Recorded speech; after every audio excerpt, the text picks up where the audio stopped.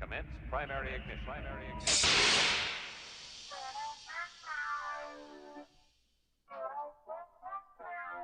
This is the way. This is the way.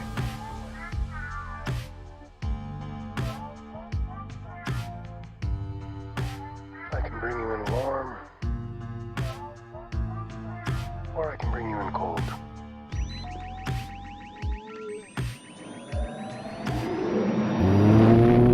What is up, all of you Ugnaughts and Jawas out there, and welcome back to yet again another episode of Mando Talk. I'm your host, as always, Caleb Keller, and joining me this time to talk about Star Wars news, as we always do on our Tuesday nights, is none other than DJ Foster, aka Rebel Scum Texan. How is it going? It goes well, my Tennessee brother. Is doing. Yee. It's doing pretty. Texas up here. I'm wearing my Tejas hat tonight. There you go. I believe that is the original Spanish pronunciation of Texas. Not original, because language changes constantly. But sure, Tejas. Love this hat. But anyway, I'm repping Texas. You just in your Calebness are always representing Tennessee. I feel like so. Yeah, rep it well. Is all I'm trying to say. Yeah, when probably during the weekends, I'm always repping a TriStar Tennessee hat. Anywhere that you see me, I'm probably wearing one of those. So, hey, repping it when I can. But listen. Same thing over here for Texas. There you go. Is it true that everyone in Texas thinks Texas is the greatest thing ever? I mean, all the people from Texas, it's yeah. all them yahoos who keep trying to move here that don't understand what Texas is all about. That's what. There you go. No, I'm kidding. I mean, a little bit. Fair enough. Well, listen, we got some news pieces that we are going to discuss in the Star Wars realm. We got several, actually, and some that are very exciting. Of course, we are going to give our big takeaways from the Star Wars Eclipse trailer that came literally as we were live on Thursday during our Boba festivities. Crazy, and speaking of that, Boba festivities number 4 is going to be coming this Thursday at 6 p.m. Central Standard Time, and we'll discuss why at 6 later in this stream or this episode. And specifically, we got something special for our Geekverse Reactions listeners for you to stick around toward the very end of this episode. We might dip into this kind of big deal of a movie that's coming out later this week, and I'll leave it at that. I think you can probably use some context clues to figure out what that movie is. What movie? I don't know. What movie? I don't know it. Haven't even heard about a movie. Well, before we get into everything, I want to say a couple things. There's a couple of our friends, our regulars in the chat already. We got Rural Farm Boy, aka RFB. Good to see him. He says, Caleb, DJ, here we go. And that's pretty much me. Every time we go, I'm like, let's do it. Yeah. And then also our friend from across the pond, Blue Harvest Bricks, back out here with. By the way, I don't think I've ever said this on the show. I love Blue Harvest Bricks profile logo. He's got the Ahsoka clone helmet variant. It looks fantastic. Mm-hmm. And we're just glad for his and also Rural Farm Boys support. Thank you guys so much. And all of you who are listening or watching, we thank you for your support. I wish everybody that supported us was in the chat right now. That would make for some very fun and lively conversations. So fun. Absolutely fun. But and yes, Rural Farm Boy, I do have a handheld microphone. So fun behind the scenes fact, most of this podcasting equipment, I am graciously allowed to use it from my church that I work for. I left the mic stand that I use at the church because we had a Christmas concert on Sunday night, and we had an extra vocalist, and he needed to use my mic stand. So, it's not even mine. It's the church's mic stand. So I had to take it back to the church and forgot to bring it home. So force willing, I'll have my mic stand back on Thursday. There you go. All right. Well, listen, let's go ahead and get into this week's news. Kind of light at first, but then, it picked up, of course, as always. It always does. So the first thing actually came out today. StarWars.com and Lucasfilm are pleased to announce that the final installment of the original Star Wars trilogy will join the National Film Registry, a recognition that signifies a movie as important in American culture and film history. So this does indeed wrap up every single original trilogy film is in this registry officially as of today. Yeah. Very exciting, a huge deal as far as filmmaking and film lovers go. DJ, speak on the importance of this and also your thoughts on this. The importance of it can not be overstated. Anything that's in the National Film Registry is recognized as pure, cinematic classic. It is what it is. And I think it's a beautiful thing that all three of these are now in there. And I'm sure there's George Lucas must have just a crazy amount of pride right now, because it is his story at the end of the day, and other directors helped with Empire and Jedi, but he must be over the moon. Lucasfilm clearly is over the moon because they are so excited to announce it. I think it cannot be overstated how awesome this is. Now, on a personal level, I'm floored by it. Return of the Jedi for many, many years was my favorite Star Wars film. And it honestly, every time I rewatch it, I'm like, why is this still not my favorite? But then I watch Rogue One and I'm like, oh, that's why. And Rogue One has stayed my favorite film for a very long time as far as Star Wars goes. And some people will be like, how, why? But it's another conversation for another day. But I'm just pleased as a fan of the franchise, and also as a major fan of Return of the Jedi, and timely because we're about to get Book of Boba Fett, and Book of Boba Fett takes place so soon after Return of the Jedi. So it kind of feels right. Yeah. Go ahead. And no, I kind of was thinking that as well. Like, ooh, this is interesting timing. We're going to be spending some time in those locations that we get in the opener of Return of the Jedi heavily here in the next week and a half, 2 weeks, somewhere around there. We're going to be spending some time there. It's very timely that this has been added, and rightfully so. It is so many people's favorite. And again, I talked about this last week. Sister-in-law is watching the Star Wars films for the very first time. She told me that Return of the Jedi was her favorite of the original trilogy that she has seen so far. Those are the only three that she's seen so far. That's cool. So currently, Return of the Jedi is her all-time favorite Star Wars film. That's cool. Now, she hasn't seen all of them yet, so we'll see if that sticks. But I think that that's the case. Again, I like to make these connections when we can. I think that's the case with a lot of people that aren't deep into it like we are. They enjoy Return of the Jedi the most. It is very entertaining. It's got I would argue that it's probably the most action-packed of the original trilogy. Yeah. And I think that's what kind of speaks to a lot of the general audience and to the fan base as a whole. Yeah, I think that you're absolutely right. It does speak to the fan base as a whole, just because it is so grabby. Even if you don't like Star Wars, well, at least there's a constant action happening. It's not so much an espionage or a love story. It is, I think, in its purest form, outside of A New Hope, it's probably the purest Star Wars film. A New Hope obviously being the standard. So it's hard to, say that Return of the Jedi is the purest form of Star Wars. But it's up there. Yeah. I will say this though, before we move on, that it feels overdue in a way, because I when I read this article on StarWars.com, it said that A New Hope went into the registry in 1989, and then Empire went in 2010. That's insane.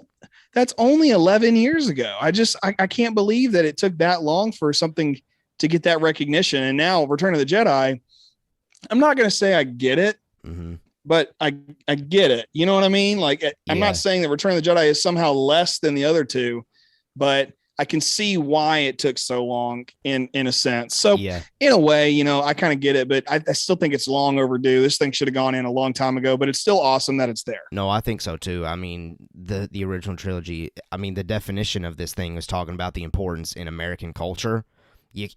everyone knows that Vader is Luke's father. Everyone knows that Vader ends up becoming good at the end of it without even necessarily even seeing the films. So yes. Yeah, it was definitely overdue, and especially once you start to take a look at the list and you see how quickly some of them got added. Like, another one that really stood out to me was The Dark Knight, which rightfully so. Great movie. But it was like immediately, like a couple years later, added to that list, and well-deserving. It's just weird seeing, like you said, this big gap in between these staples as far as, okay, here's how you do a franchise kind of film. Star Wars original trilogy. That's the blueprint that everyone tries to mimic now across Hollywood. Yeah. Oh, of course. Yeah, it is the blueprint for modern American cinema. Absolutely. It just is. Absolutely. All right, DJ. What is our next news piece, brother? All right, Variety. Little magazine out there, little website, you may have heard of it. Variety confirms a recent scope.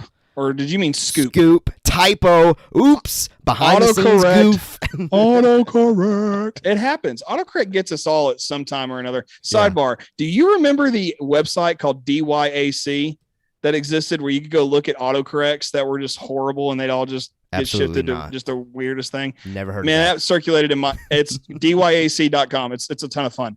Anyway, Variety confirms a recent scoop from the Illuminati that Amandla, I want to say Amanda, but I know that's not right.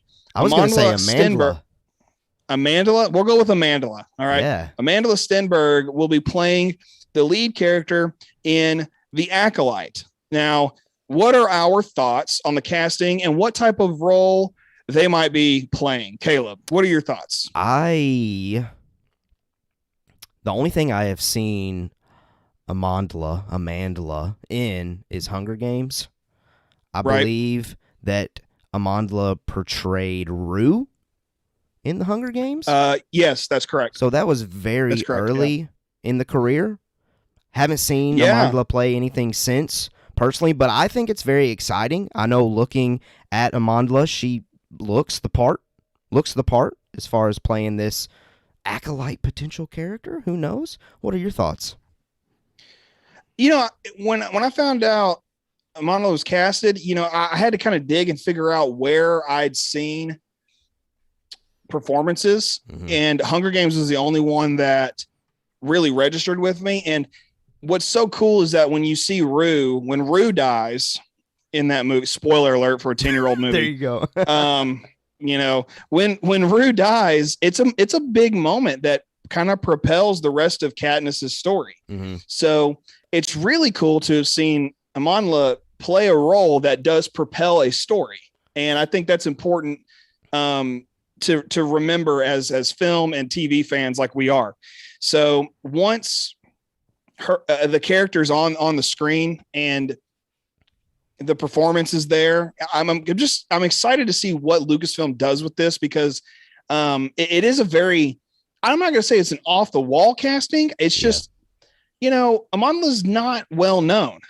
Yeah. And at least if we had known in our realm. No, I mean, no, not in my world at all. Yeah. I've never even really, outside of Hunger Games, I barely even know who Amandla is. So the fact that we've got this character who is, playing this new role, it's supposed to be a dark side character. I'm excited to see what they do with the dark side character, because we know it takes place not too far long after the High Republic is over. Right. So hopefully with the High Republic being there, maybe it connects to this Eclipse thing that they got going on too. That would be wild if they did do that. I mean, and they're not outside of connecting the video games to the greater story. I mean, Fallen Order, we got ties to Order 66. In Battlefront, we got ties all the way up to Force Awakens. Which I remember that was a fun time, because people were like, is Iden Versio Rey's mom? I was of that camp. I really did think Iden's, which they kind of messed with all the fans a little bit, because Iden's daughter's name ended up being Zey, Zey. And I was like, really, guys, you named her Zey? Like, I was like, gosh, they knew they were messing with all of us. So anyway, that's another story for another time, probably. But I think this is a really cool deal to see that them may be connecting the story of the Acolyte to the story of these novels and these comics that we've been getting for a while, and also now this video game. And man, that video game, I know we're going to talk about it in a minute, but holy cow, was it not just the coolest thing? So incredible. As far as Acolyte goes, Caleb, I think I'm definitely interested to hear what you have to say further on it. I'm sure our listeners are as well. No, I was just going to add to that. I think Amandla's definitely playing a dark side force user. That's just my personal opinion. Obviously, I don't know that for 100% certainty, but I mean, Acolyte, the title of the show, heavily makes me believe that we're diving deep into the dark side, and we're finally going to get like a dark side point of view. And so I think that would be pretty interesting to see Amandla play that type of character.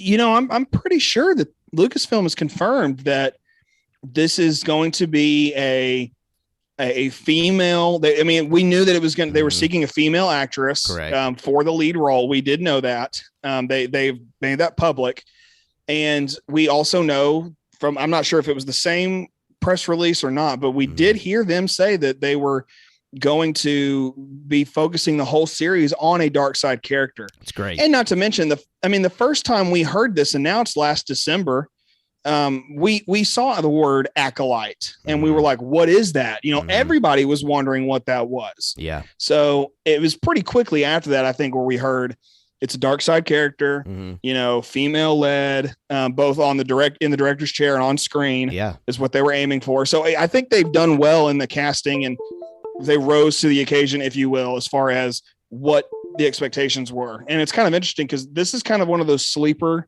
series that I'm not sure about. I leading up to Mandalorian, this is a similar feeling as to what I had when Mandalorian was leading up, because I didn't know what they were going to do with Mandalorian. I've said on the show, I thought it was going to be this gritty bounty hunter thing, which it was at first. And then it became the story of the child. Once it became the story of the child, then it took off from there.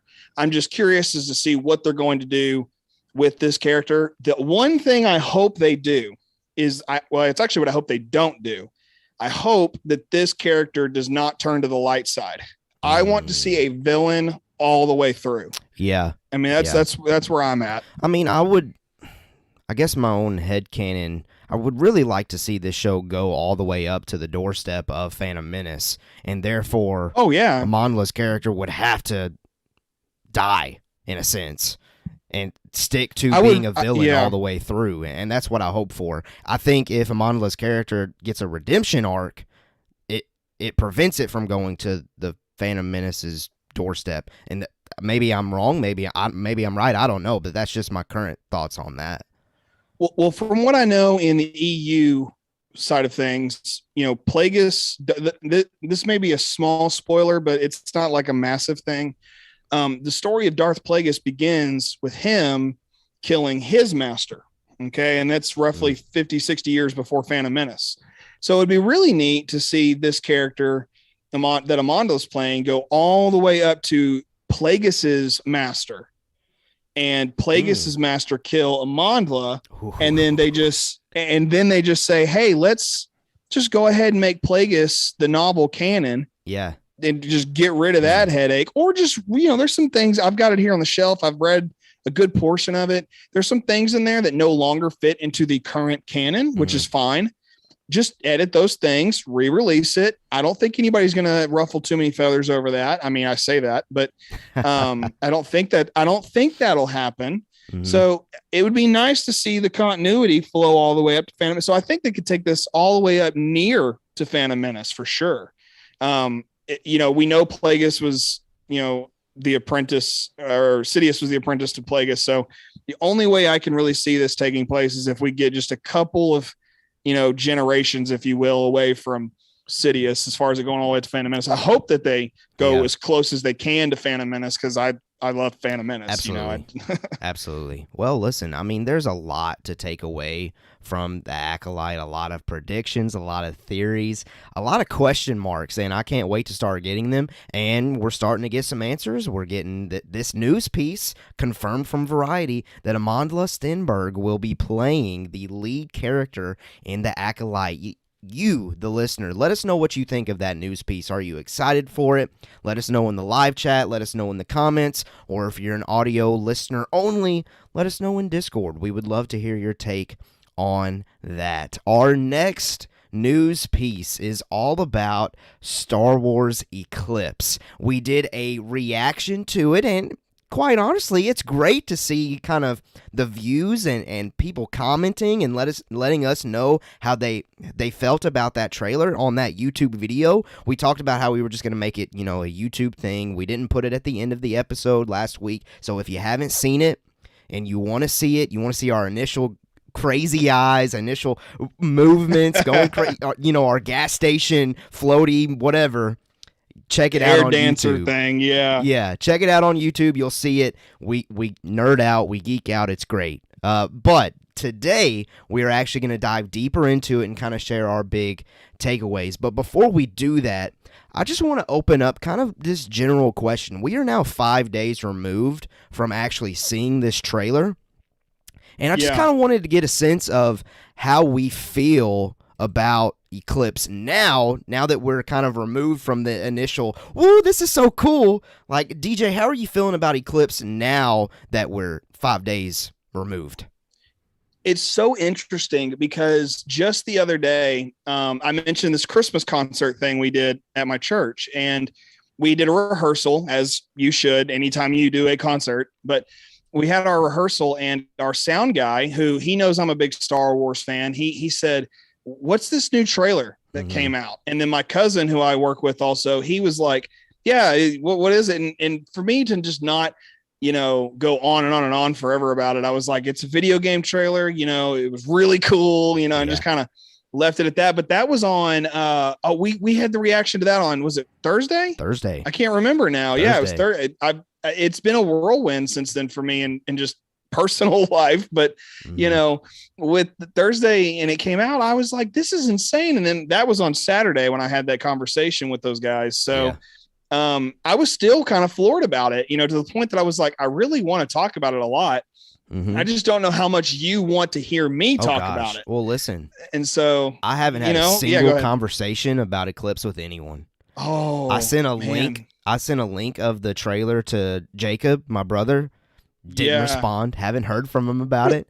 Zach, I haven't heard from Zach about it. So listen, I'm in chat. Loser. Those of you in the chat, let me know what you think of this trailer. DJ, let me know what you think of this trailer. And we're just going to let the conversation flow. I know Blue Harvest Bricks already in the chat says that trailer just wow. And just honestly, wow. I mean, those simple words, that simple phrase of just wow kind of sums it up. And I know 5 days later, obviously my initial like woo kind of reaction, it's not there. I mean, right. But it's still so cool. I mean, every single time I feel like I watch this trailer, now probably, I would say 18, 19, 20 times I've seen it, I feel like there's a different detail that I notice each and every single time that I see it. And that's just great. It's incredible. I will say, I think there is maybe confusion amongst the general audience. I think some people think, is this a movie? Is this a show? Because it looks that good.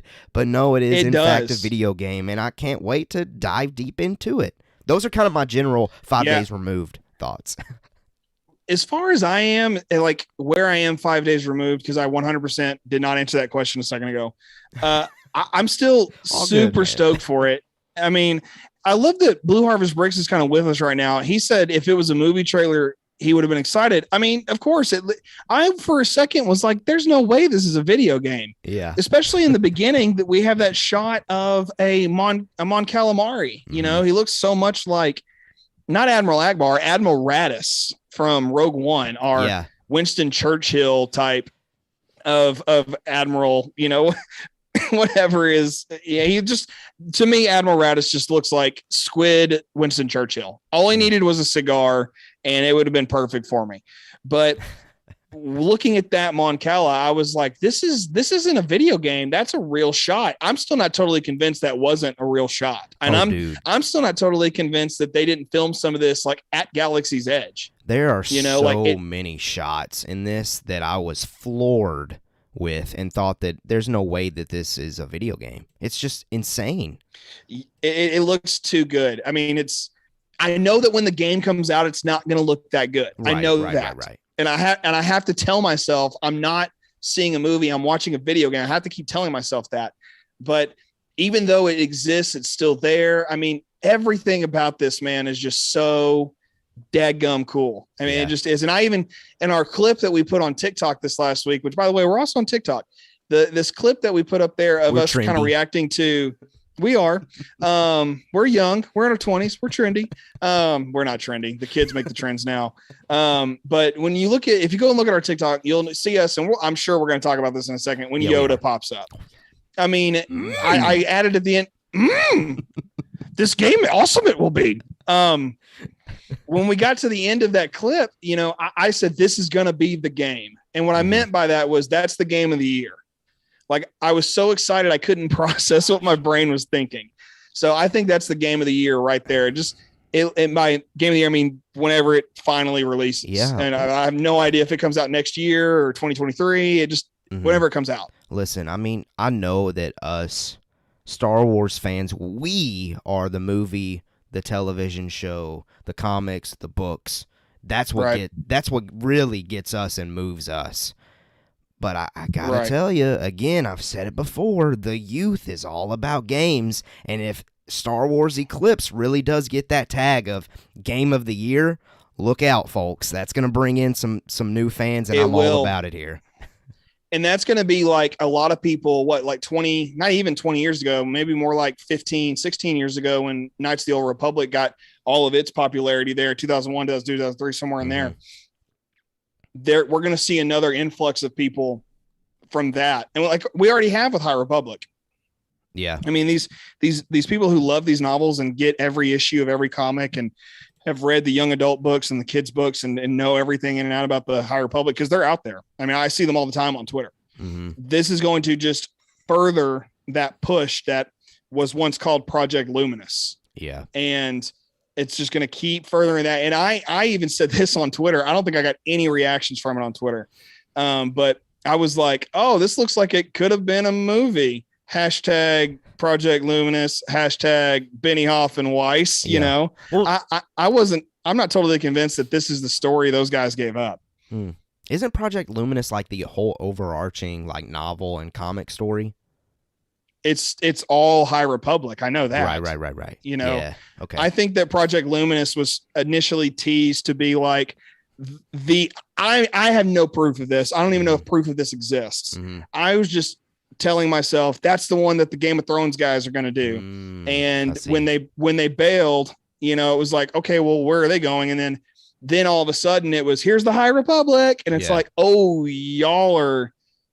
Oh, I see. This was supposed to be, that's how I looked at it. I thought it was going to be Benioff and Weiss's stuff, but you know, it doesn't really totally matter.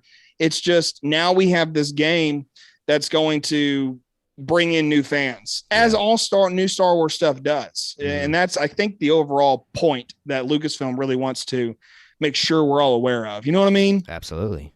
Yeah. Well, listen, let's get into our breakdown. Let's start to share kind of the big things that really caught our eyes. And honestly, the first thing that I put on the list of things that caught my eye, I guess this doesn't really catch my eye, more so catches my ears, the sounds, the music, the drums, everything about it. Phenomenal. That was my big first takeaway breakdown with it. DJ, thoughts on that? Well, I know the music initially, it floored me. In fact, knowing we were going to talk about this tonight, I was listening to the Man of Steel soundtrack by Hans Zimmer earlier when I was picking up dinner for my wife and I tonight. And I love Hans Zimmer's music. He's not done Star Wars, although I wish he would. I think he'd be great in Star Wars. I think he'd be able to play into the right themes of Star Wars, but also put his own Hans Zimmer twist on it. I bring him up because this trailer music reminded me so much of one particular song from Man of Steel, which happens to be called Oil Rig. I thought that I love that song. It's one of my hype songs. I love this song so much. So it just reminded me so much that the drums in it were so similar to this trailer. And I thought, oh my goodness, I need this music now is what I want. I want that music in my rotation on a regular basis because it was so good. And it invokes so many different thoughts and directions it could go. it introduced a villain in a way, so it was all around just super, super cool. So I'm with you on the music. I think that was my first initial takeaway. My second big thing was just how, and we've already kind of alluded to it, just the overall cinematic scope of the whole thing. Absolutely. I mean, that was my next really huge thing, because it, like we've said over and over, and so many people have said this too, it looks like a movie. Yes, it does. It just looks so good. What else did caught your eye or your ears, Caleb? Oh, definitely. The next thing, because Incredible Shots was next on my list. I think we've definitely touched on that. Yoda in the Jedi Temple on Coruscant, definitely 100%. Cannot be overstated how cool that's massive. I don't know what kind of implications that means on the story, but really, really cool. Blue Harvest Bricks in the chat. After Disney Plus Day, lots of people question why Star Wars weren't showcasing its projects better. Then they produce a game trailer like this. You're not wrong. You're not wrong. Pretty incredible. And I completely did not expect it to drop when it came out, by the way. I know Bespin Bulletin actually reported that it was coming out soon. And Bespin Bulletin admitted, I completely forgot that this was happening tonight. So I think it completely caught everybody off guard, honestly. Well, I mean, I said this last week, and you can go back, and I think I said this in the reaction. That trailer came out, and all week I was like, it's too quiet. We'd been getting steady news for Book of Boba for weeks now. Yeah. And other little things, whether it was Disney Plus Day, Kenobi, it didn't matter. We were getting stuff. And all of a sudden I was like, it's quiet, and it's a little too quiet. Why is that? Something's brewing. And then I thought the Acolyte news was that big thing that was going to happen. Yeah. But then I was like, this still seems light. And then boom, we get the game trailer. So, and then great. Boom, Return of the Jedi's in the American Film Registry, or National Film Registry. And now here we are talking about all of that stuff tonight. So I'm with you. It was just too cool. I wasn't expecting it, just like everybody else wasn't expecting it. Yeah. It's kind of like, it was the best Christmas present, like before Christmas. It's like Lucasfilm was like, should we wait and give it to him on Christmas? Nah, let's give it to him early. It's kind of how it looked. That's fair. Well, do you have any thoughts on Yoda, like story thoughts, or just anything else you want to add to Yoda being in that shot other than it just being super cool? Well, it is super cool. And I love that they've name dropped Yoda in the novels that I've read thus far, which is a 1 and not even I can't even give a percentage on, because I'm not very far in the second High Republic novel, but they name drop him. I know. And he's alluded to at different times. The council's alluded to at different times. So for me, it's not shocking, but my excitement is just like, oh, he's up there. And if you go look at Star Wars's description in the video, it says there are multiple playable characters. Yeah. I'm not totally convinced that Yoda's not a playable character. If you look at the Battlefront 2 gameplay, you get to play as Luke Skywalker in the story mode. Why not put the one Star Wars character everybody's familiar with in there as a playable character for at least one little story piece? It makes all the sense in the world. So for me, I'm stoked about it. I hope he's in it. Well, and I think he will be, and I think you bring up a good point there. I think as far as a marketing standpoint, you want people to come play the game, put a character in there that everybody knows that, and then they know that they're going to play that character. A lot more people are probably going to check it out. So I think you're on to something on that one. Well, they did it with Darth Vader in Fallen Order too. Yeah. Fallen Order had been out for a while, and then they dropped Darth Vader in a trailer, and I was like, well, they're ruining that game for me, because I was like, I didn't know he was in it until I saw the trailer. I was pretty upset about that. Absolutely. But anyway, that's something else. Well, listen, the next thing that I have here is the location that the two Jedi are training I think they're training with each other. Those are the vibes I got, at least. I don't think there's necessarily like a death appearing or something going on here. No. I think they're just training, fighting with each other, dueling. Just for some reason, I get Naboo vibes when I see this, but I don't think it's Naboo. I think it's a completely new location. And I think someone out there, and it may have been Star Wars Explained. I was watching Star Wars Explained breaking down this trailer. I think they mentioned that there's actually a potential of this being a location that they saw in a VR game or something, because in that VR game, this location, it's where Jedi specifically trained during this era. So that would certainly make sense. Certainly makes sense. What did you think of this shot, though, of these two Jedi dueling? I'm looking back at it right now, because and it is a really cool shot. If you just kind of play it and let it roll, it is incredible what they're doing. It's just simple little 1, 2, 3, it's just, they're practicing those moves that Star Wars Rebels went way in depth on the styles and how the fighting styles looked, especially in that first and second season. Just, I loved that about Rebels, but it looks like you can kind of see that similar thing happening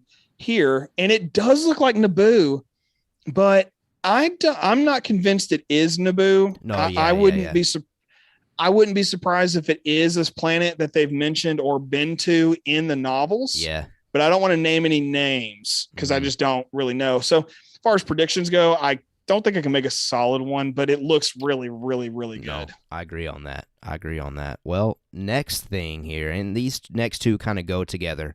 There is a shot in the trailer where there are these like Y looking, or I don't really know how to explain it, these fighters approaching this very tall vertical tower with a Y shape on the side.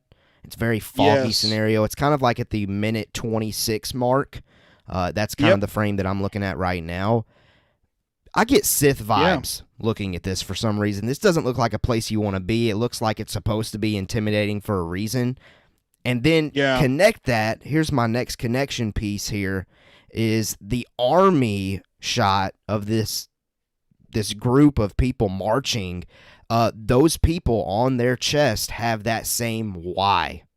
So obviously that group of people, that army is connected to that tall vertical tower, whatever it is, somehow, whether that be the villain of the game or whether that be the good guy of the game, I don't know. But they're connected somehow, and since I'm getting Sith vibes or dark side or villain vibes from the tall vertical tower, my current prediction, I guess, then is that this army are the villain, and they're the people maybe that we're gonna slash through and absolutely wipe out. Yeah, there's a lot of battle sequences happening here. There's a creature that charges at the Jedi who and there's a yellow lightsaber and I think a blue lightsaber. Yes. I'm not on that part on the trailer, so I don't know which part it is, but there's an army that's kind of running at them, and then we see this army, and then we see the drummer people. We see the Voldemort looking people. The thing about these drumming people though is they don't have a nose. And the people with that Y symbol on there, they do have noses. Yeah. So they're different species. And I'm not saying they both can't be the villains. It just, as an example that I think is just readily available to me, when you have too many armies fighting one another, the story gets messy. Yeah. And I'm looking at The Hobbit, the Battle of the Five Armies. Absolutely. It's a good movie. It's just messy. It's just got, and in the extended cut, it's even messier somehow.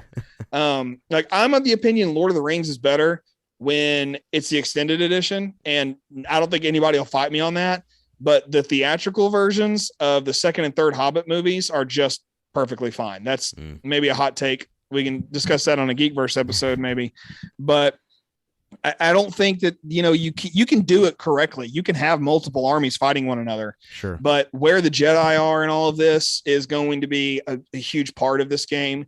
I'm betting you get to play a lot of different angles on this and be very, kind of take every side of the story. And maybe they do it like Force Unleashed and you get to say you go all the way to the end of both, of both sides of it. So who knows? Man, who cool. knows? Well, listen. Either way, it's just too daggum cool. Yeah. Oh, absolutely. Next thing here that I have, Trade Federation. I mean, come on. That was super cool. Seeing some recognizable species. Remind me, for some reason I'm blanking on it. What's the species that's Trade Federation? Nemodians. That's right.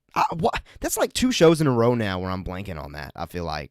That's okay. Jeez, come on, Caleb. Get it together. This is a breakdown and you don't even know that? Whatever, Caleb. You need to get your visual dictionaries. Yeah, there you go.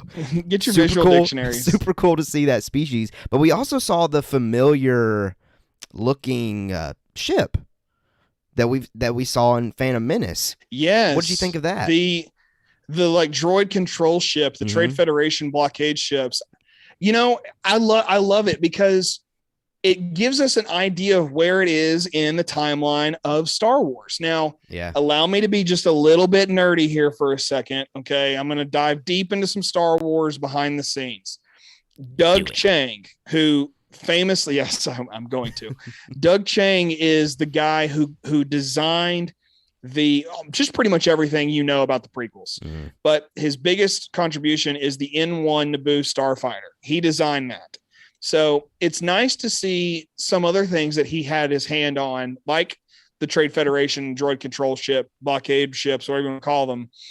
It's nice to see that is being pulled into here. And I'm going just a little bit deeper, but he has said that when George was making episodes 4, 5, and 6, those movies are meant to look like they could have been made in the 70s and 80s. And they were, obviously, but the style in which all of the vehicles looked were blocky and clunky, just like the vehicles that were around and up to that point, up to 1977.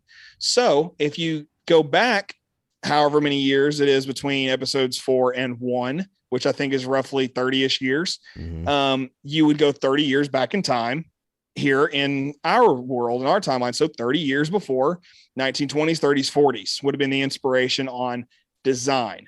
So now, again, I'm sorry I'm being real nerdy and deep here, but to explain the point, this blockade this blockade ship looks a lot like it could have been made just a few years before what we saw in Phantom Menace. So it's like, all right, we have a design, like a car has 4 wheels. They've had 4 wheels forever. All right. So it's like, here's this ship. We've always had a ring. We're just going to add some arches to it all the way around. So, and then when they get to a few years down the road, they're like, all right, let's get rid of the arches. Let's make it look more smooth. It's a design concept. It's architecture in motion. It's just what we're always changing things. We're always making things look better to our eye. We're trying to always, I guess, evolve what we know. So it makes sense that this would also take place with something as minute in Star Wars as a Trade Federation ship. So for me, it's exciting to see it, but at the same time, it's like, oh, cool. They have their finger on the pulse that Doug Chiang and Ralph McQuarrie have always had their hand on. So for me, it's like, and Doug Chiang's still a high up executive at Lucasfilm. They could very easily be like, hey, Doug, what would you do if we wanted to go back 50 years from Phantom Menace, just as a guess? And he's like, oh, I would do this. And he just and draws it, and there it is. That's how you draw stuff, by the way. You go, and there it is. But I think that's what they're doing here. Caleb, just to answer your question, it makes me happy to know that we're this close to the prequels. Oh, and it's great to see them not only do it, but connect to the Phantom Menace and connect to all these things that we've loved. And that is something that Disney Star Wars there for a while wasn't confident in doing. And they're finally to that level. I mean, we're getting connections to prequels everywhere at this point, and we're getting actors coming back from the prequels everywhere at this point. And I love to see it. Well, what grade were you in high school when Disney bought Star Wars? Do you remember? Because it was 2012. 2012. Sophomore in high school. So I had just gotten into college when it happened. So I was a freshman in college. So we were still kids. And so Disney was banking on our parents to show up. Right. Which was wrong. They should have been banking on us the whole time. And now that we're here and we get to have these opinions, as you said so many times on our show, the people who do the podcast, who talk about Star Wars online and Discord and Twitter and wherever else, Reddit, we are the ones kind of not navigating the ship, but we're a part of the crew, part of the ship, part of the crew. I think part of the crew, part of the ship. I need to rewatch Pirates of the Caribbean. It's been too long. Yeah, it has. It's been too long. Anyway, I think it's important to note those kinds of things. And I'm still excited this game's coming. I feel like a child every time I think about it, and look, I just get giddy. Oh, it gives you those vibes, no doubt. And the next thing here gives me prequel vibes again. As soon as I saw those space battle shot, I immediately thought of Revenge of the Sith and that great opener. I mean, it gave me those vibes heavily. That was my next big takeaway. The drummers, I think we've mentioned them. we've never seen these type of creatures, species before. No clue who they are, no clue what's going on, but they definitely gave me Voldemort-looking, Avatar shredded vibes. That's just what I thought of when I saw them. And my final thing here that I wanted to discuss as far as our breakdown of this trailer is this thing, or this guy, this dude at the very end that I'm just going to refer to as Goo Guy.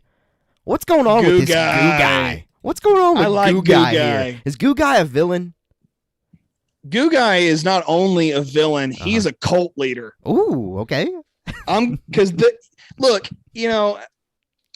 it's no secret. I've been vocal about this. I'm a pastor. I don't mind talking about it. Sure. I'm not a cult leader, but I'm aware that cults exist. Okay. And the fact that every time you see something wacky that's cultish in a movie or anything, for whatever reason, they always have to have a drum. Yeah. You ever notice this? Like there's always a drum. Yeah. So whenever you see these people drumming, it's like a seance. Or I'm not saying this guy is just coming up out of the goo and he's made of goo. Yeah. But I do think that this is a ritualistic thing that is a part of this culture. Especially one inside this, I'm going to call it a cult until otherwise it's said otherwise. So it looks like this is a cult leader. The Goo Cult. That's what it looks like to me. The Goo Cult, the Goo Lights. I don't know. I'm going to come the Goo Lights and their Goo Cult with Goo Dude. Sorry. What about you? I mean, what you think he's a villain 100%. I do too. Yeah. But I would say he's the main villain. Oh, yeah. No, I agree. I absolutely agree with that. And somebody on our reaction, in the comments, mentioned that this was somehow connected to Plagueis and Palpatine, and that it was about Sith immortality and things like that. Again, great to see those comments, and it's so fun listening to the theories that some of you guys come up with. I don't know. I haven't gotten there. Losing it over Goo Guy. Yeah, he is. Hey, it's canon until it's not canon no more. This dude is Goo Guy. His dude is Goo Guy. There you go. Well, I said, need somebody with a deep accent to say it. Yeah. Where's your brother when we need him? I know. Where's Jacob when we need him? Dude, just say Goo Guy. And I need to hear what he has to say about this trailer. I mean, I'm dying to hear it. He does this all the time. I send him something, he doesn't respond for a few days. I'll probably hear about it toward the end of the week. That's Gavin too, my brother who's been on the show. Yeah. I'm like, hey, I always send him really cool Ahsoka stuff I find, and I don't hear about it until I see him, which is never that far away. But it's like, why can't you just text me? Yeah. Well, listen, folks. What do you think of the Star Wars Eclipse trailer? It looks like Rural Farm Boys come up with our canon answer as far as who this Goo Guy's followers are, and that is Goo Lights. Something like that. I like it. It sounds like dollar store beer. That's what it sounds like. I don't know if that's going to be canon for long. It's just, and I appreciate the name. Yeah. But it sounds like it's just bottom shelf. It's Goo Guy. Liquor store. Don't care. It's terrible. It's Goo Guy. No, Goo Guy's great. Goo Light is terrible. No, I'm sorry, like RFB, man. I like it, RFB. You keep bringing that. Man. I love it. My cheeks hurt. Well, this took a direction I did not expect. That, folks, is a Mando Talk breakdown. We just broke it down so far that we came up with a name for the villain of Star Wars Eclipse. You heard it here first. Goo Guy. His name is Goo Guy. His followers are Goo Lights. Goo Lights. Can't do it. You got to move on. It's great. Okay, let's move on. Listen, folks, you tell us what you think of Star Wars Eclipse. My goodness. Let us know in the chat. I see some of you popping in. Let us know what you thought of Star Wars Eclipse. We'll discuss it. Yeah. We'll read it. That is the Star Wars news. But up at the top of the show, we teased kind of like a side conversation about something else that we're passionate about. Those of you that are diehard listeners and followers know that we started this Geekverse Reactions thing where we took a break from Star Wars occasionally to discuss other things in the Geekverse, hence the name Geekverse Reactions. Recently, that's just been YouTube exclusive content where we've done some trailer reactions, some initial out-of-theater reactions. Well, the thing is this movie called Spider-Man No Way Home is coming this week. And there's a new one? Yeah, there's a new one. Something going on. And listen, we know some of you are diehard Star Wars fans, and that's what you're here for, but indulge us. If you enjoy Spider-Man, stick around. We're going to talk about our final Spider-Man No Way Home predictions. This is our special that we wanted to focus in on this character, this movie, and share our final thoughts before we go and see this film in the coming days. I'm personally seeing it on Thursday night on the first availability. DJ, do you have plans yet on when you're going to see this?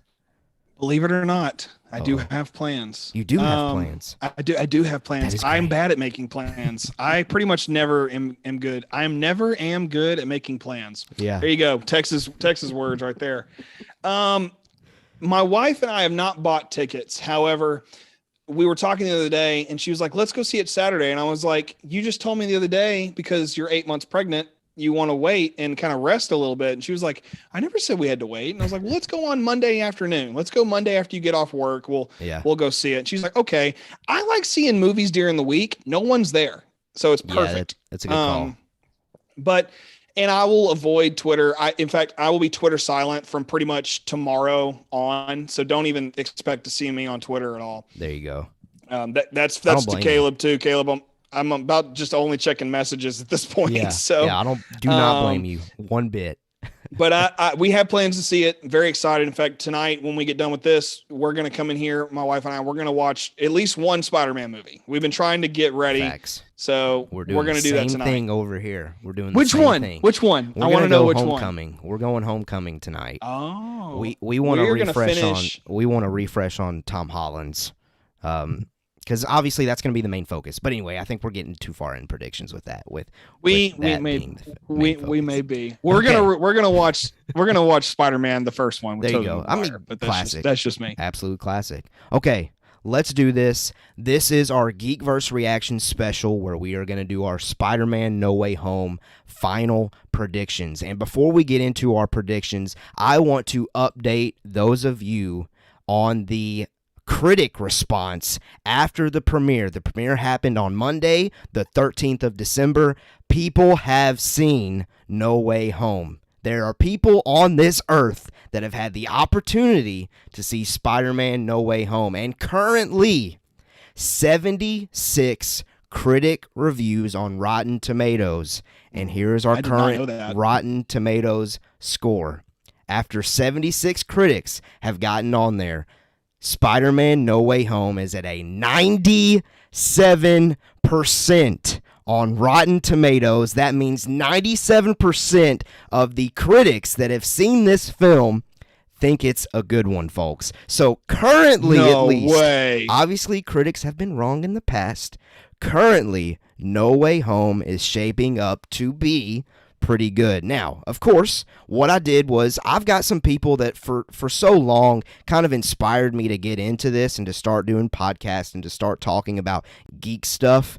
I pulled 3 people's tweets of people that I have usually and generally shared the same opinion on and kind of gotten their vibes at least. 3 tweets that I want to read for those of you watching. Perry Nemiroff of Collider. Love listening to her talk about anything Geekverse related. She said the first half of Spider-Man No Way Home is a little messy, but that second half, in all caps, soars. In that part of the movie, the multiverse of it all far exceeded my expectations. Fun, exhilarating, often very emotional, and hugely satisfying material. That was one review that I wanted to share. Second one, Soups. Matt Ramos, those of you that are on TikTok, you've probably seen this guy's reactions. They're great. He always brings the energy. This one, I mean, I was expecting it to be positive regardless. He said, I don't even know where to begin. This movie exceeds all of the expectations that we had for it. It's everything I've wanted to see in a Tom Holland Spider-Man. It truly is a celebration of the most beloved character in the best way possible. And then my third and final review, Christian Harloff, big time listener of his growing up and getting into this kind of realm. He said, so Spider-Man No Way Home, I was concerned with so many characters. Same here, dude. I've been so concerned with so many characters that it would feel crammed and not enough development to care about what was going on. I'm happy to have been wrong. This is engaging, emotional, and most of all, fun. DJ, you hear all of this. Where are you currently at in your mind, hearing the number on Rotten Tomatoes and hearing these pretty positive reviews? Well, first of all, I did not know the Rotten Tomatoes score until you said it. So my reaction a minute ago was genuine. I don't know if I had my face on the screen or not for that. Yeah. But I was like, yeah, there you go. I couldn't believe it. I looked like the guy whose face melts at the end of Raiders of the Lost Ark. That's what I look like. I kind of couldn't believe hearing that. It's 90%. That's incredible. I don't know if the other Spider-Man movies 97. No matter where at. What's that? 97%. All are like other Spider-Man movies. Are they at 97% or? I want to say some of the Tom Holland films are definitely in the 90s. I don't know about the other ones. Well, I don't know either. That's why I was maybe hoping you did, but I'll just Google it later, or somebody watching can Google it and put it in the comments. Yeah, there you go. That's up to them. That's your prerogative. Anyway, I still, think that's an incredible feat for a superhero movie to have such a high rating. Mm-hmm. I'm pretty sure Wonder Woman had a 99% rating at one point. That was when it was still in theaters. That could have changed, over the last 4 or 5 years, but I can't think of any other superhero movies, maybe Black Panther, but that's about it. So Dark to have Knight, a 97 probably. Right now, I would say, I didn't want to say Dark Knight because it was so long ago. So I don't know. That's just a guess, off the cuff. Yeah, it's in the National Film Registry, as you pointed out earlier. So it would make sense that it's, got a high rating. But that's a big deal for me. The other people, I don't care about, this sounds bad because I'm supposed to care a little bit, but like other people's reactions to things like that, I don't typically care because I have people that I trust who are film fans like you and my dad's a big film guy. And if my dad likes a film, I know it's good because he just has a great opinion. He's a cinephile like I am. He's the reason I think movies all the time. So we had a great conversation about film today at lunch, so I trust him. I trust my cousin who's a massive Spider-Man fan who I know is going to love this anyway. Like I said, I trust Caleb and a lot of our viewers. I would listen to their opinion, especially our Discord members. I mean, I would totally listen to their opinion over some random person, that I don't know. Like Christian Harloff, I recognize that name. I hear that name and I think, okay, this guy likes it. Great. That's fantastic. It's spectacular. It's amazing, using Spider-Man adjectives. I'm hearing that and I think that's great. So it's nice to hear it. I don't need to hear it. I'm still kind of in that phase of let me see it so I can react to it myself. That's fair. I mean, my personal take is I care more about what those type of people think than the critics personally. I mean, and that's fine. They're people like you and me and those of you watching this video or listening to it. I mean, those are the type of people that you are too, probably. So I guess that's kind of where I'm at. I know that 97% is massive. That's a massive deal that critics think that highly of it. And I can't wait to personally see it myself. But before we finally get a chance to see it, let's share some predictions. I've got this in 3 categories. My first category here is predictions that we believe will 100% happen. I'll just go ahead and read my top 3, and then I'll pass it on to DJ to let him share some thoughts, or maybe even add some other of his personal beliefs of 100% gonna happen. First one, Toby and Andrew, I 100% believe that they're going to show up. I know they keep saying that they're not going to. I still 100% expect to see those 2 roles show up in this film. Second one, I have a prediction that Doc Ock is going to end up helping Tom Holland's Spidey in some form. I think they're going to connect they're gonna be, I don't know, they're gonna have some form of I guess, what's the word? Buddy cop. Buddy cop. There you go. Okay. There you go.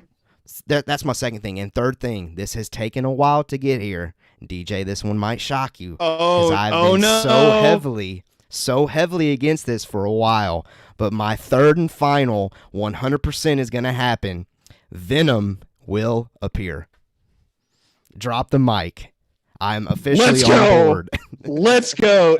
Those of you who have not been watching Geekverse and have not heard these conversations, man, this is a feat. I welcome to your redemption, Caleb.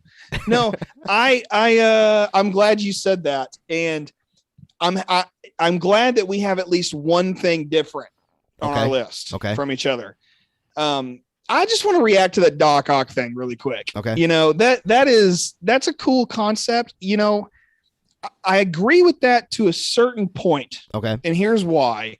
At the end of Spider-Man 2, before Doc Ock drowns the Palladium, and I can't believe I remember what that stuff was called. I haven't seen that movie that was in years. Impressive. I'm impressed. I can't believe I haven't watched that movie in so long. I can't really remember it. Anyway, he drags it to the bottom of the river, and with it himself, and you know, he kind of perishes, which self-sacrifice, you know, it's always a beautiful thing. So he does make the turn, a la Darth Vader, Return of the Jedi. It all connects. Yeah.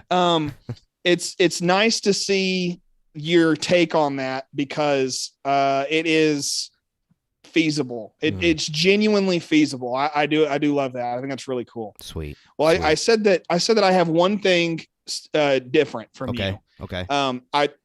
Toby and Andrew, if not in the final fight, maybe somewhere randomly near the end. Venom, I really do think Venom is showing up. There's no way he's not. I still think this is a Sinister Six movie. For those of you who have still not seen our Let There Be Carnage spoiler breakdown, go watch it. It'll tell you everything you need to know about what me and Caleb think about No Way Home, about Venom, whatever. That was such a fun conversation. And our No Way Home trailer breakdowns that we did.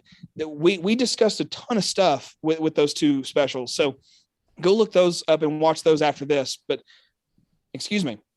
The last thing that I think will happen, I think Jon Favreau, Happy Hogan himself, will die. I think I would honestly maybe add that to my list now that I heard you say it. Yeah, I mean, and like the Doc Ock thing too, I might as well add it to my list, you know, because I do really think you're onto something there. You know, here's why I think Happy's going to die for a number of reasons. I know that Tony Stark was kind of the Uncle Ben in this Tom Holland story, but you know, Happy and Aunt May are dating, and it makes sense that Tom Holland, I think, you know, we avoided the Uncle Ben story for a while, but as Tom Holland's story has gone on, we've seen him like in 5 or 6 movies now as Spider-Man. I think he needs to have an Uncle Ben moment, a real true Uncle Ben moment, and Happy's been his guy there for a minute. So to watch Happy die, you know, that's going to be an emotional thing. I bet it propels a good portion of the story if that does happen. Yeah. Second reason for him dying is more on a contractual basis with Jon Favreau. Favreau has been a part of the MCU since 2008, and that's a long time to be a part of one franchise. Now, I know he's not been in every single Marvel movie, but if Tony is there, Happy's there. I mean, he's pretty much always been there. Maybe not in Infinity War, I don't think, or I'm struggling to remember if he was in Civil War, but in those 2 movies, he wasn't there that I'm aware of. And if somebody, you know, can tell me. So I think Happy's going to die. I think it's going to be a new Uncle Ben type moment. But, you know, on the contractual side of things, Jon Favreau's got other things to worry about. Yeah. He's a producer on Mandalorian. He's a producer and a director on Mandalorian. He's a producer on Book of Boba Fett. Who knows what else he is tied into at Lucasfilm. So, and he's a filmmaker, so he's gonna do other projects. You know, he's not just tied to these 2 franchises. I think we forget that sometimes when we see a you know, a director or an actor jump ship and go do something random. We're like, oh, cool, I love them in Spider-Man or whatever, but I don't know about this. Like, look, you can be a fan of whatever you want to be a fan of, but like, he's not just tied to these two franchises, and he's not just tied to the movie Elf. He's tied to a lot of other things. Yeah. So I think he's going to die. Those are my 300% things. I guess 4 now. I'm going to kind of jump on board with you with Doc Ock, because I think that would be really neat to see. Mm-hmm. No, I agree. All right. Well, listen. Let's go ahead and get into our next category. We'll move through these a little bit quicker. Predictions that we are fairly confident in. I'm going to say Toby and Andrew get a proper send-off that they never really got to get, and I think we won't see them again, but we're going to somehow feel that emotional connection that, look, these actors have given everything that they can into these characters. Tom Holland is officially the only one that you need to worry about, but Toby and Andrew, here's your moment. Have at it. That's my next fairly confident that we get it. And secondly, and I guess this, I now feel like I can bump this into the 100%, but I added some more characters here. We'll add Jon Favreau's character in as someone that's going to die, but I also added MJ, Ned, or Aunt May. I think someone big like that could potentially meet their end, and that's why I'm putting it in the fairly confident category. Thoughts and anything you want to add to it? I don't like that you said Aunt May could die. I don't like that you said that MJ could die. I'm with a lot of the internet here. I think MJ is going to get close to death, and Andrew is going to swing in and save her, kind of redeeming the Gwen Stacy moment. Yeah. I'm my fairly confident predictions. I don't necessarily have them. This is the first time in a while that I've really, aside from the handful of spoilers I've already seen online, I felt really bad when I sent Caleb some spoilers a while back on Spider-Man. And so I've avoided all spoilers on Spider-Man since then, just out of, I don't know, just abstaining. I felt so bad about kind of ruining that for Caleb. So I was like, Caleb wasn't mad at me about it. It was just, I feel bad. I'm not going to look at anything else. So I haven't. So since then I've been very, I don't want to see anything aside from like trailers, and watching the red carpet stuff was pretty cool. I've seen bits and pieces from that, but as far as things I'm fairly confident in, I don't think Aunt May is going to die. I don't like that. That makes me sad. I don't like that. Sad. I had to throw a little accent in there. Yeah. And I would be okay if MJ dies, but I don't want it to happen. Right. I just, I would like to see the Gwen Stacy story come in here in the future if Tom Holland continues to play Spider-Man, which he's teased he might not be, which I get it, but who knows? And you said something else I'm struggling to remember now. Toby and Andrew get their proper goodbye. I think that they'll get a good send-off. I think they'll kind of walk through a Doctor Strange portal, and that'll kind of be it. If Toby fades into dust like Sandman did, I'm going to get up and walk out of the theater. That was annoying. Like I to this day, I still hate that scene. Yeah. So anyway, and Sandman fades into dust again in this movie. I'm not going to get up and leave the theater, but it's stupid. So he needs something different. That's just not a good way to send off a villain. I'm Fair sorry. Enough. There's I have a lot of problems with Spider-Man 3, if I'm going to be real honest, and we can discuss those in the future Geekverse, but I'm with you for the most part. I'm with you for the most part. All right. Well, here we go. Final category. Things that won't happen, but I would love to see. Miles Morales appearance, a Wanda appearance, and Venom symbiote in Peter Parker. I think those 3 things that I don't think they're going to happen, but I would love to see them happen. They could potentially happen. I mean, it's on the table, but I don't expect it to happen. Thoughts on that and anything else you would like to add to it before we wrap up? I don't think any of that's going to happen.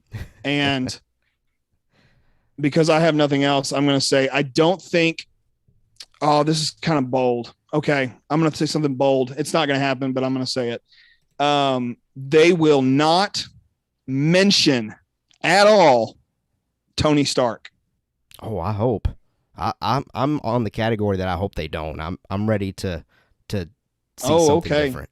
Connect to something different. I'm personally tired of them going back to Tony over and over and over again. Mm-hmm. It's monotonous. And I know that is a hot take, and there's probably people that are going to comment on this and roast us, but that's just kind of where I'm at too. This is the clip we put on TikTok. This is the one. It is. I don't want to see Tony. I don't want to hear about him. I don't want to see him.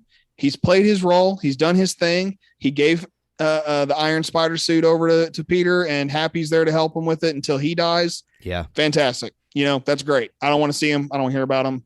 I'm tired of us relying so much on Iron Man, and I want to see the new chapter. I'm ready for the new thing. So, yeah, me too. That's not going to happen, but yeah. There it is. Well, I'm ready to see No Way Home, and I can't wait to go and see it with the wife.